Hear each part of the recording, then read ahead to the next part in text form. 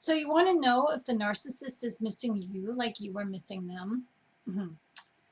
Well, many of us who are left and discarded by a would-be narcissist are left painfully in a state of confusion. That pain is as if our hearts are left melting like butter that meets warm air. As the honey-dipped dagger embedded into our flesh pierces bone and heart, as the narcissist inches closer and closer and closer towards us with that Joker-like smile and charming facade. And when they can't push that dagger any further, then they just raise their hands up and say, goodbye, turning on their heel and never glancing back as they walk away, leaving us frozen, unable to run after them. We are left shocked, bewildered, more than just dazed and confused.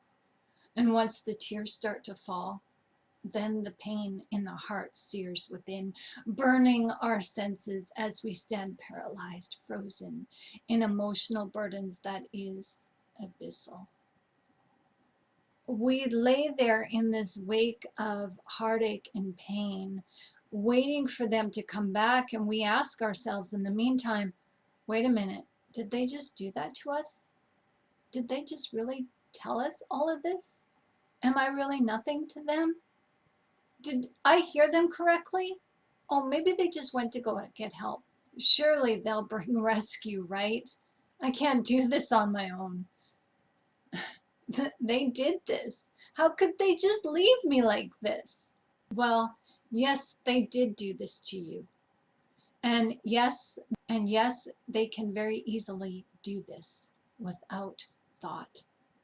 They left us bleeding on the cold stone floor of life, and they must have some sort of decency and humanity in them to feel remorse and come back to help, right? Right? We go through these feelings questioning ourselves instead of questioning the narcissist. And we even ask, even after time has gone by, we still wonder if they might be coming back. And then we give excuses that, wait a minute, they didn't know they were holding the knife to our hearts, did they? Maybe they didn't know what a knife was used for. They didn't mean to do what they did. Otherwise, they would come back. If they knew what they did was that gruesome and grim, surely they wouldn't act out such torture on us, right? Honey, can I tell you something? We all go through this. Each and every time we deal with yet another narcissist, or the same one, over and over when we repeat the cycle of continued abuse on ourselves. It may be with a different narcissist or the same one. The story is all the same across the board. They are not coming back. They don't want to come back in the same way that you want them back. They are not coming back to nurse your emotional heartache. They are not coming back to help you. But they will come back. Oh yes, indeed they do. They come back to do this all over again. And you will allow it until you are fully and completely healed of the emotional pain within. They will continue to keep coming back until you stop letting them, or until they accomplish what they set out to achieve with you. They come back only after you have used your inner resources to heal yourself. They will come back to you thinking that, oh, you and they are remaining in the very spot where you left things off. And in the meantime, they may come to check up on you from time to time. A voiceless phone call, just to hear your voice on the other end. Or they may check your social media. They are checking up on you to see how well you're managing without them. And when they do contact you, it's a veiled attempt. It's, hi, did I leave my keys at your place? Hi, I just wanted to let you know that I was thinking about you. I went past our favorite barista the other day and I remember those good times we've had. Oh, honey, they want you back, but they want you back better. They want you back strong so that they can do it all over again. They want you back the way that they want you back the way that you were when you two first met. See, what happens is, over time, you lose your luster. Now, this is not you, of course. You're the bright, shining, loving human being that you always are. But to the narcissist, you lose that luster when the both of you get in that comfortable zone within the relationship. When those boundaries are let down naturally and there's no more boundaries to cross, then for the narcissist, the relationship becomes boring because no longer can they try to control you. And a form of control is to get you to relinquish those boundaries you have set for yourself over to them, and they set new boundaries for you. So when you no longer have your boundaries in place for the narcissist and you let them in, as a trusting relationship does, they then set their own rules. And when you comply to those rules, and you comply every single day, you go through the same things, you do the same, you go through the same things and you do what the narcissist asks of you, well, then it's no longer fun. It's no longer a challenge. Oh, this is boring. There's no excitement. There's no fun. And then they just, goodbye. When the boundaries are gone from you, and you know the narcissist intimately, oh, they have their reasons for discarding you. It's because they lost control over you. You're no longer playing their game. Either it's too mundane because you are repeating what they want you to do over and over again, or you just get tired of being ghosted or not paid attention to, your feelings are dismissed, you're getting tired of their emotional ineptness and their controlling behavior and their bombastic rages and their anger mismanagement and always blaming you for everything and not taking responsibility for their wrongdoings in their own life and in your relationship with them. You get tired and you put those walls back up, those boundaries, and you say, you can't cross this anymore. And then that's when they set you up to discard you. But how quickly they forget, because they will come back to you after your time of great suffering is over. After your tribulation is done, oh honey, they will come back. If they come back to you sooner, they would have to witness your suffering, and that would be an embedded memory for them because you would permanently remind them of how they feel. Like a criminal who returns to the scene of the crime for whatever reason, this is always a narcissist's MO too. They return to the scene of their diabolical injury of you. They expect you and they themselves to pick up where they left you, bleeding on the floor. They expect you to take them back, and most often you do. We do. And then, like I said, there are times when we finally grab a clue and we do not take them back. Taking the narcissist back is an exercise in futility. If you hope to achieve the loving feeling with them, taking them back repeatedly is just a sign that you are still enduring the healing process. And sometimes that healing process follows withdrawals. And this is overpowering. So please don't allow anyone to judge you for going back to the narcissist repeatedly. You are doing what you need to do for you. No one knows your pain and no one can manage your pain for you. I am a firm believer that God uses the narcissist in some way to help us. And more often than not, it's more than one narcissist that is used to help us. Did you know that it takes an individual to leave a situation 7 to 8 times before they truly find themselves free of a toxic relationship? In knowing this pale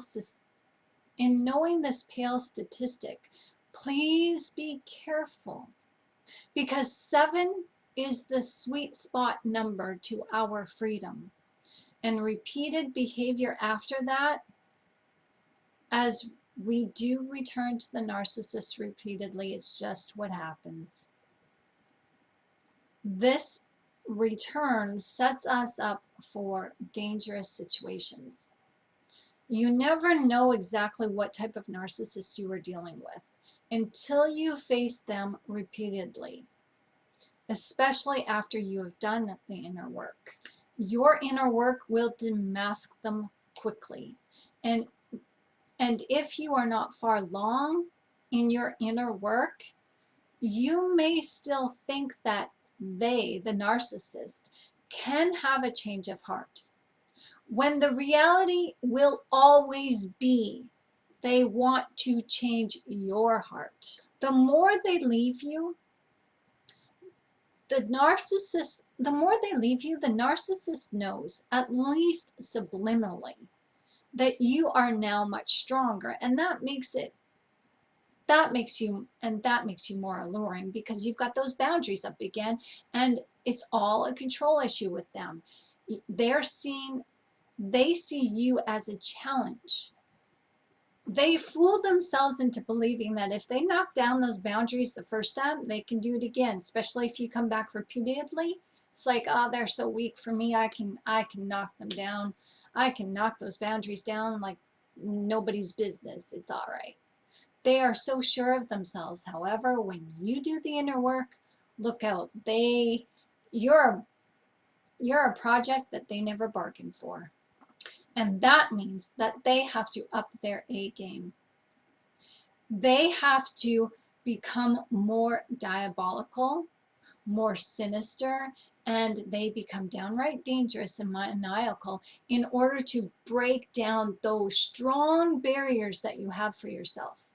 So your strength actually brings out their weaknesses and brings out their total narcissism, their diabolical capabilities within that narcissism. So you may come back to them 7 times and leave 8 to never return, because you have learned your lesson.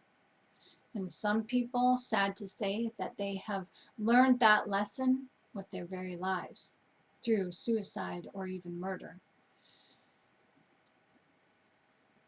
For some people, it truly does take only one time to get burned by the enemy to really know. However, for those of us dealing with hidden trauma, and let's face it, the narcissist is dealing with trauma too. They just process the trauma differently than we do. For some of us, we need to be cut with that dagger-laced tongue a multitude of times to really feel the burn of that open wound. We really need to feel that sting. We need to feel that pinch as that wound begins to heal itself, to realize that the physical and verbal abuse by the narcissist is just not normal. You know we don't get out clean. Abuse can happen to anyone. Just because it happens to you does not mean that something is wrong with you. It just means that you are vulnerable. And this is something that we all are. Even the narcissist is vulnerable, even though they will never admit it. We all carry vulnerabilities around with us. We hide our vulnerabilities very well. But I assure you, even those wrestling and boxing greats, they were vulnerable in their field of expertise too. That is what made them to become invulnerable. As they achieved greatness in their professions, they learned from their vulnerabilities. No one is immune to abuse. No one. The elderly, the young, the middle-aged, the religious, the non-religious. Narcissism does not discriminate between genders or ethnicity. You know you are dealing with a narcissist when you have been hurt by one. That you will never question. Being hurt by a narcissist shows you what true love really is. I know this may sound like backwards thinking. However, when the narcissist abandons you, when they have allowed you to drink their poison, you then begin to see. When you begin to heal yourself, for yourself, by yourself, you begin to see yourself for who you truly are. And you develop a self-love.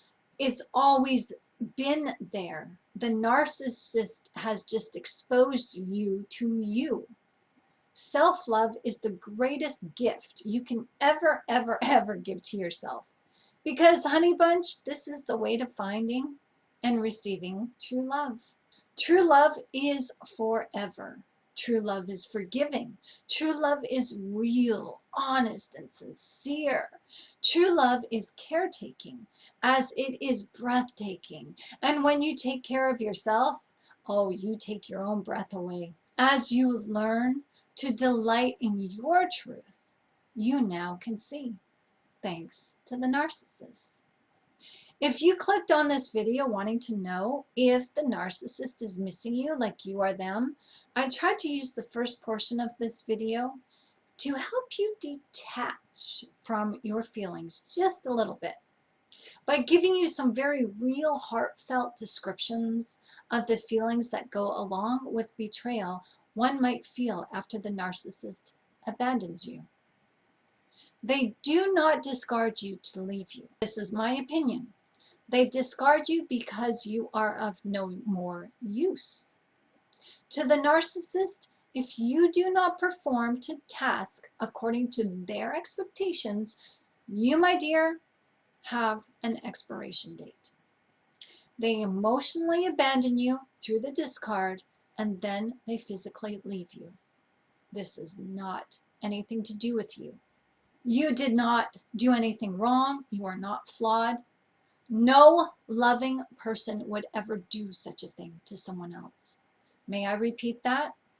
No loving person would ever consider doing such a thing to anyone else. A loving relationship, oh, it does have problems, yes. When two people who truly do love each other, though, they do work out their differences. They do what it takes to prove that they have each other's back. True love is not abandoning. It's mindful, it's not belittling, it's not condescending. It builds each other up, and we admonish each other when we need to. As two loving people, know they are in a partnership, not in a competition. Two loving people truly do work together, always as a team. When one person of that team makes a mistake, the solution is to work out the problem together and not hold over the problem and the mistake as a bargaining chip. No, these are the antics of the narcissist, and unfortunately, we all succumb to these brainwashing tactics. That's exactly what they are. And every one of us who has become the target of the narcissist endures their torture, their emotional torture. The narcissist was emotionally abandoned as a child. This is all they know. They learned well as they observed their parents emotionally discarding them. And when it was time for them to legally set out in life, they were emotionally stunted, and as they were not yet ready, even though maybe they felt ready or their parents told them they were ready. Some narcissists leave home early as they run away from home and abandon school at a young age. The point is, the narcissists learn to abandon themselves because they were abandoned somehow in the family home. They were rejected in the family home, and they've learned to reject themselves, so they have learned to reject loving, kind people. They learn to embrace trauma. They learn to embrace and or expect what they received in the family home. They expect that from you, so they want to control you so that you do not try to control them. There is a deeper reason why the narcissist has this need for control, and I share that with you in my Udemy course. So check out the description of this video, as I'll have the link to the Udemy course posted. When the narcissist physically abandons you in your state of sorrow and need of them, when they abandon you when you need them the most, this at your initial stage of abandonment should be your focus, your pain. I want you to focus on your pain, but please do not dwell on it. Instead, use your pain to figure out a way to solve your immediate problem. What is your immediate problem? Your pain is the main problem right now. The narcissist is the source of that pain. Focus on healing that pain by focusing on the narcissist's problematic ways, not to dwell, but to help you to understand, so that you can stop this rumination in your head of, did they do that? They're coming back. They're going to help me. They want me back. They love me. Surely they... Stop. Just let you be your focus in this moment right now. And in focusing on yourself, it's time to get honest with yourself.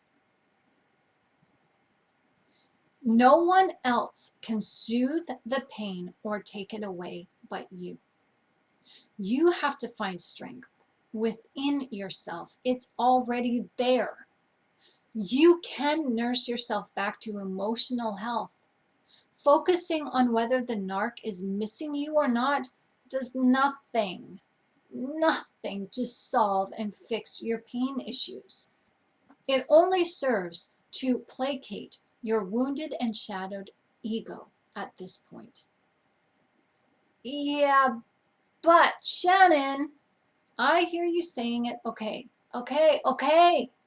I'll tell you what you want to know, but you're not going to like it. Yes, the narcissist is missing you. Yes, they do want you back. But, yes, I have a yeah but too. Listen up, please. I'm going to speak from experience here and all the countless of other experiences that people have shared with me and shared with you publicly. This is not hidden knowledge here. The narcissist is missing you. However, what they are missing is nothing about you in the way of your personality, your kindness, your strengths, your weaknesses, your love, your devotion. The narcissist is not missing the empathetic individual that they had. The narcissist is only missing how you made them feel. What does that mean? It is our greatest hope that at least the narcissist is missing us as we are missing them. As we assume that they can have a change of heart, as they are probably feeling regret and remorse, right? Right? Well, I answer this question on Quora. However, here in this video, I want to share a little bit more in depth with you. They are missing us, but they miss us in a different, regretful kind of way. They are remorseful of maybe they are questioning themselves that they let you go a little too soon. However, now that you're gone, they're not going to come begging for you to come back. You need to be put in your place. That's after all why they discarded you. It was to punish you for insubordination.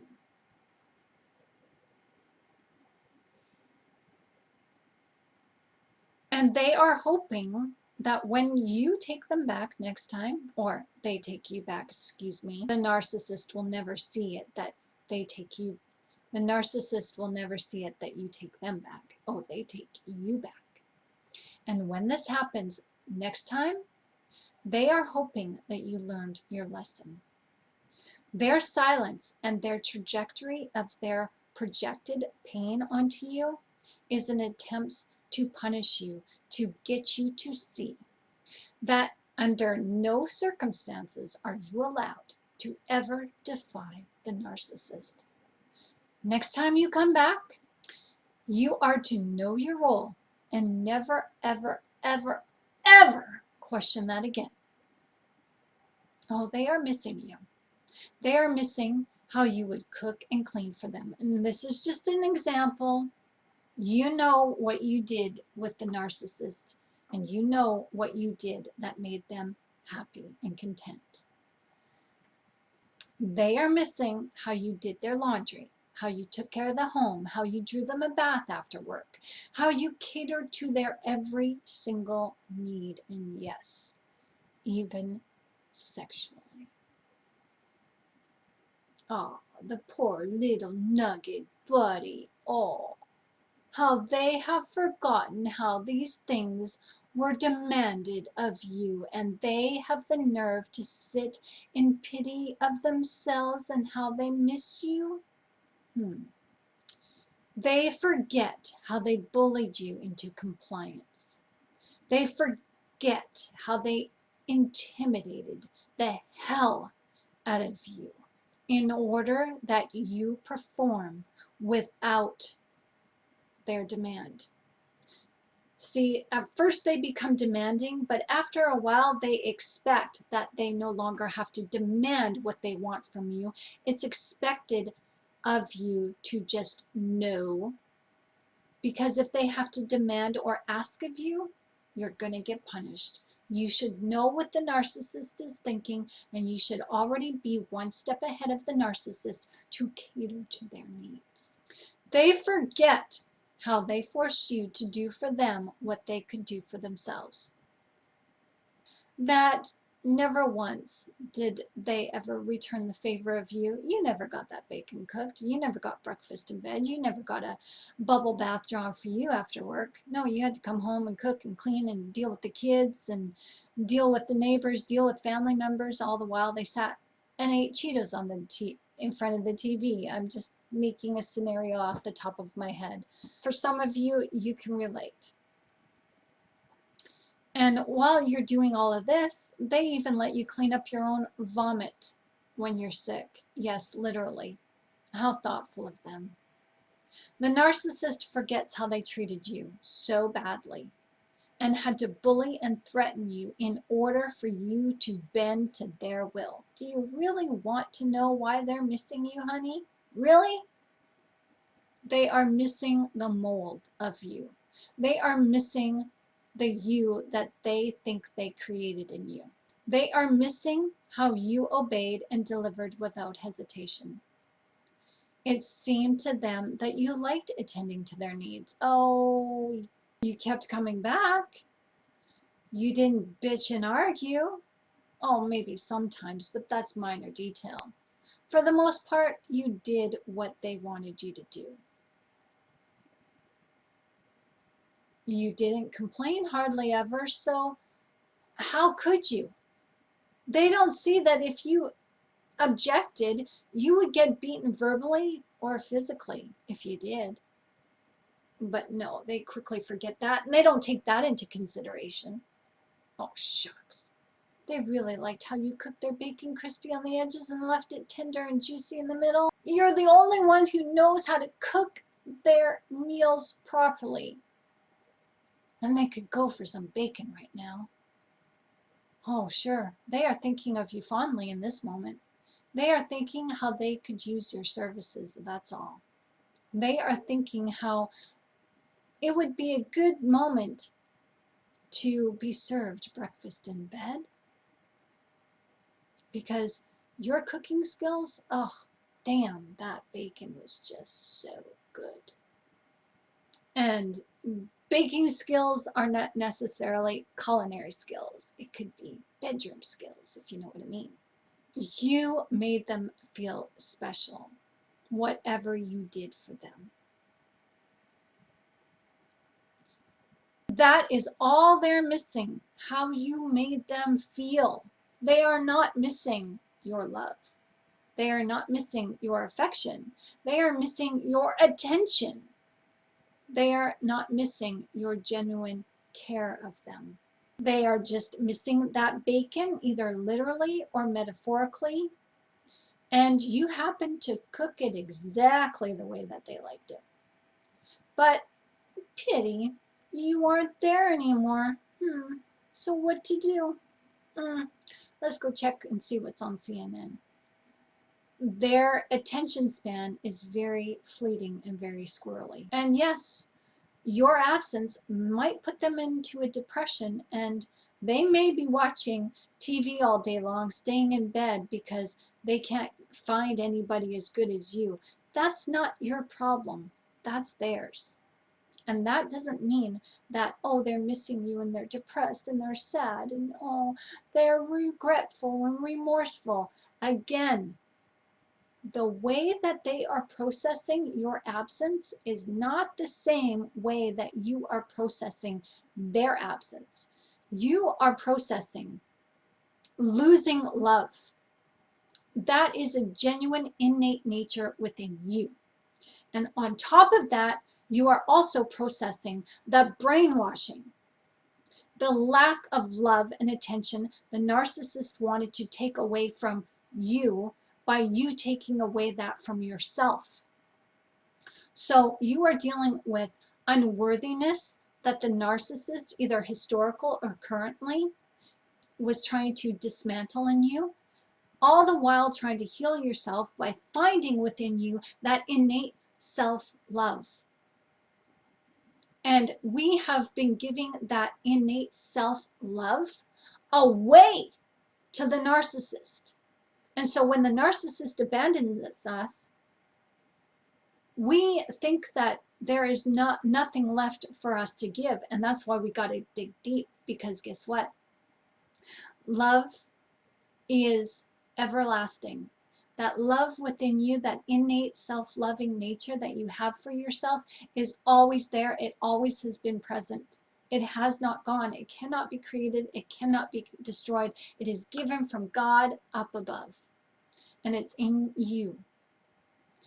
And so while you're left shattered, left to heal yourself from within by finding that self-love that you're used to giving to the narcissist, and in healing your pain wants to continually give to the narcissist by saying and asking, are they missing me like I'm missing them? Did they really love me at all? I really love them. Are they hurt by my actions? I'm really sorry I did this to them. Are they missing me? Are they wanting me back? Are they looking at the past of the good things that we did together? Stop giving your self-love away to somebody who does not love you. They abandoned you. Love does not abandon. So in your pain, I want you to focus on your pain, because I want you to start turning your self-love that you are continually to give, the narcissist while they're absent from you, while they left you abandoned, bleeding on the cold stone ground. Stop giving your love away to them who are not deserving. It's time to give that self-love to you and honor yourself, because that self-love that is coming from within you, that's bleeding out with you as your bleeding heart palpitates and waits for the narcissist to come back, you need to start giving that self-love back to you, because that is the healing mechanism. That's the salve. It's not a band-aid. It's the wound healer. For the narcissist, it truly is out of sight, out of mind, until they have a need that they need fulfilling. They forget and omit how you were forced and coerced, but to them, that's just minor detail. The narcissist truly does have selective memory. They forget how they intimidated, belittled. They forget how they intimidated and belittled you and condescended you into compliance. Do you really want that back? Their ways are not bullish to them. What you remember, how you remember it, oh, that's just a formality. It's meaningless to them. The ways that they use to get you to comply are the most effective ways, and they will use them time and time again, not just with you, but anyone else that they're with.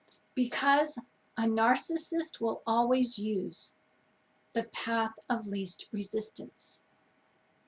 If this way works, then don't bother fixing it if it's not broke. When you come back, when they take you back, or when they grovel through love bombing and hoovering, that's when they come back. They will never remember the bad things of the relationship that they had with you. They will keep it on the back burner to use it against you when you F up again.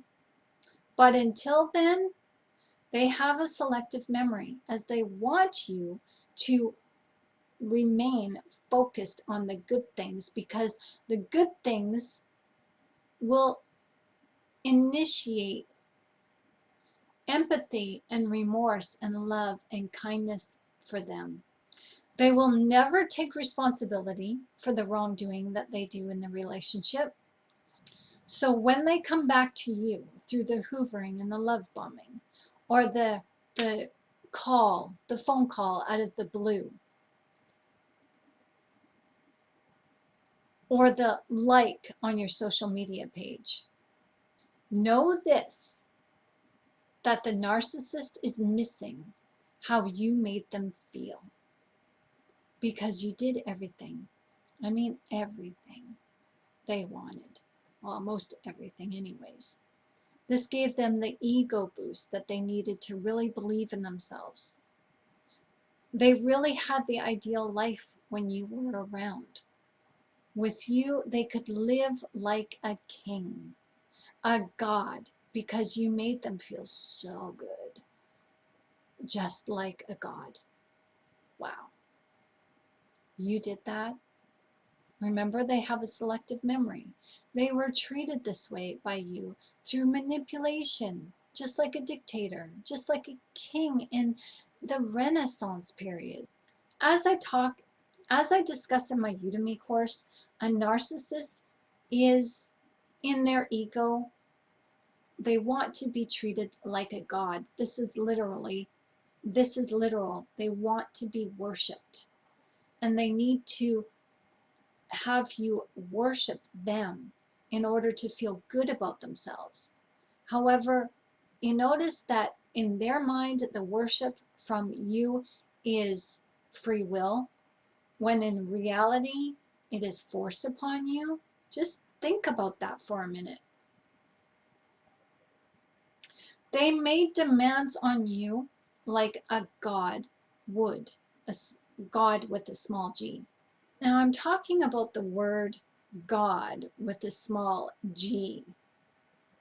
With you, you made them feel godlike. They made demands on you, and those demands ensured that you would always worship them. They belittled you in front of your family and friends, just like a god would, and you took it. You had no choice. If you didn't take it and didn't comply to their will, you'd be severely punished in ways that would have you feel their wrath. To them, you worship the ground they walked on. That's what a narcissist wants. Oh yeah, they're missing you, honey. They're missing you in a very big way, but not in the ways that you want to believe. And they'll come back to you to get that idolization again from you, as you are already trained and disciplined to their ways.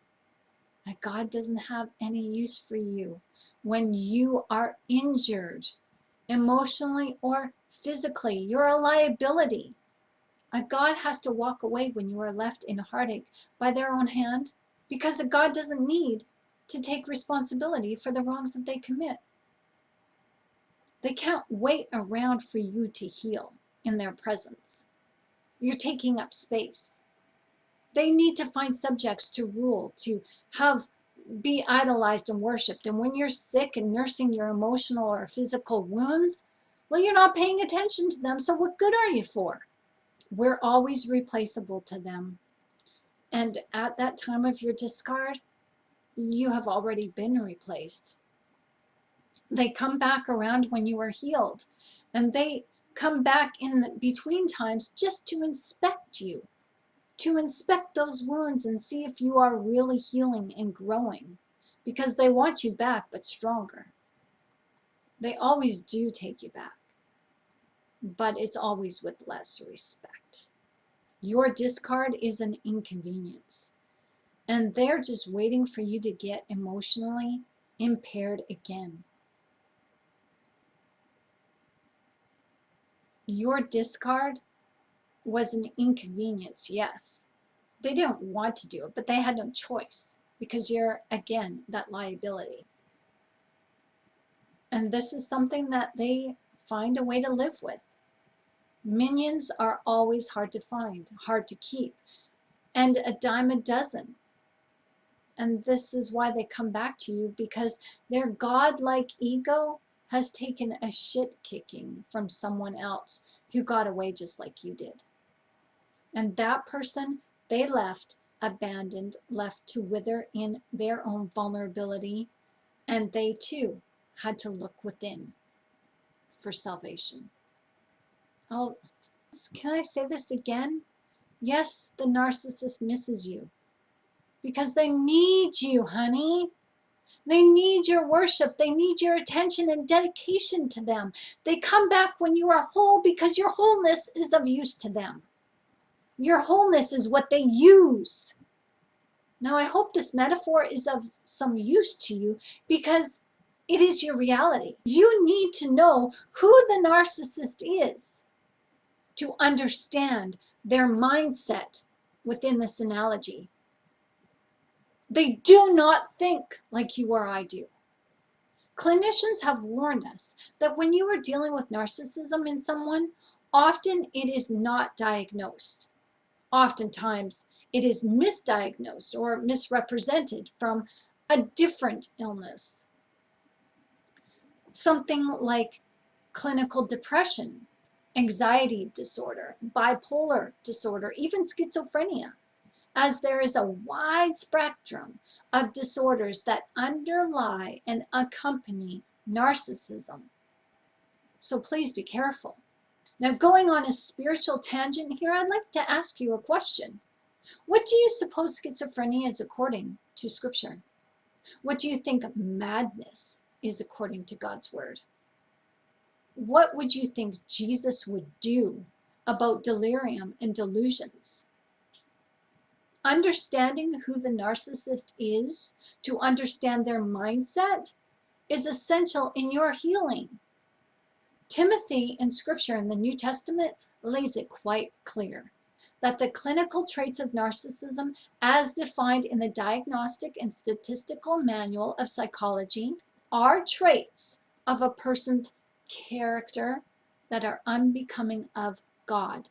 They are opposite of God. So, who is God? Well, God is love. Read 1 Corinthians chapter 13, verses 4 through 8. Love is patient, love is kind, it is not rude, it does not boast. It keeps no record of wrongs, it does not delight in evil, but rejoices with the truth. It always trusts, always hopes, always perseveres. Love never fails. When you understand what love is, you can understand who the narcissist is of evil. And that is because a narcissist is opposite to who God is. They are individuals who are rooted in fear. Many people think that hate is love's opposite. However, no, it's fear. Those who do not love God live in fear. What would they live in fear of? fear of love, since love is God and God is love. If you who are love are opposed naturally by the narcissist, if they do not force you or coerce you or lie to you, would you be with the narcissist? If not for their deception at the beginning of the relationship, and if we're talking about family relationships, well, this is a little bit different, but the dynamic is the same. If you didn't see their deception, you wouldn't get to know them, because the narcissist relies on deceptive means in order to hook you, in order to coerce you into befriending them and liking them. Now that you see the deception for what it is, do you not distance yourself from the narcissist just a little more than you once did? Even when it comes to family members, you don't have to stay friends with family members. You don't even have to talk with them. That's your decision and only yours alone to make, whether you want to remain friends and remain in the family standing with your family and siblings. The bottom line here is that no one can lie to God. The ungodly can lie to God's own, because we have not been strengthened in our love. We do not yet know love's power and protection, and this is why the enemy is able to deceive us. There is nothing wrong with you. Now, as a Christian, you may have prayed for the armor of God, and maybe you've prayed more than once, right? Well, the narcissist exposes you to that armor that has always been within you. You just didn't know it because you couldn't recognize it. I would like to share something with you, and maybe you already know this, but maybe you need a reminder. The same power that raised Jesus from death is the same power that is within you. That power is what heals you and raises you up from death. And death is where the narcissist tries to take you. The narcissist is death. They are the messengers of death. They are the angels of death, as they are the children of murder. When you are left for dead by the narcissist and begin to look at the spiritual armor within you, that is love.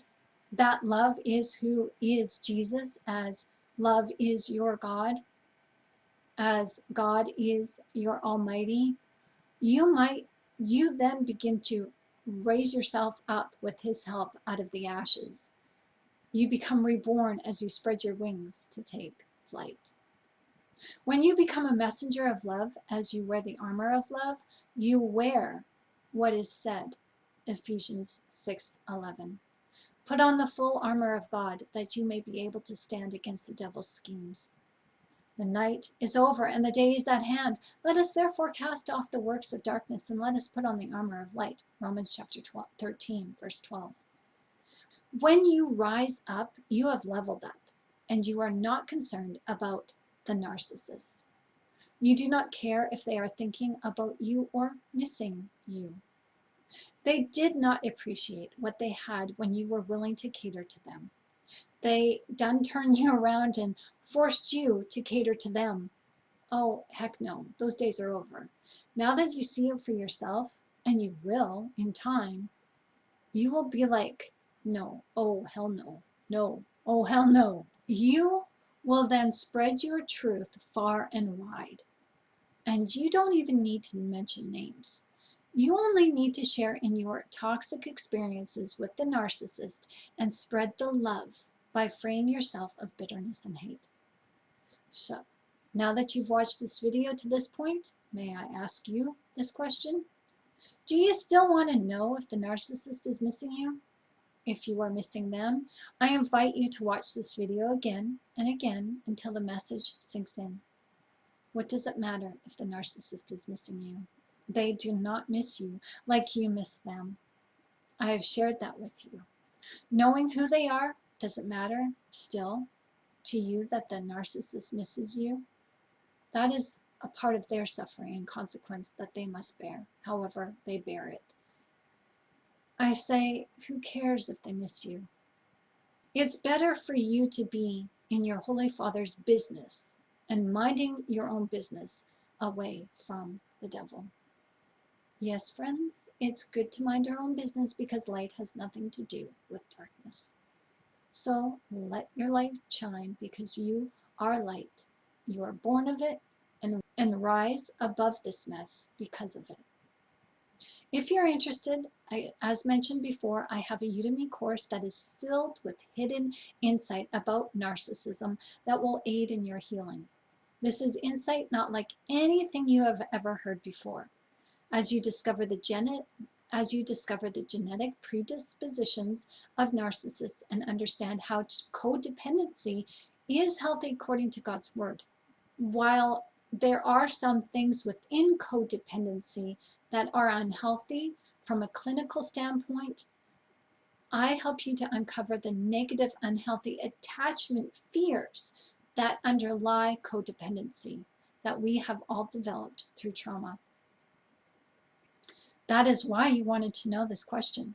This is why you asked this question in the first place, because in your own trauma, you formed unhealthy attachments to those who you cared for and who cared for you.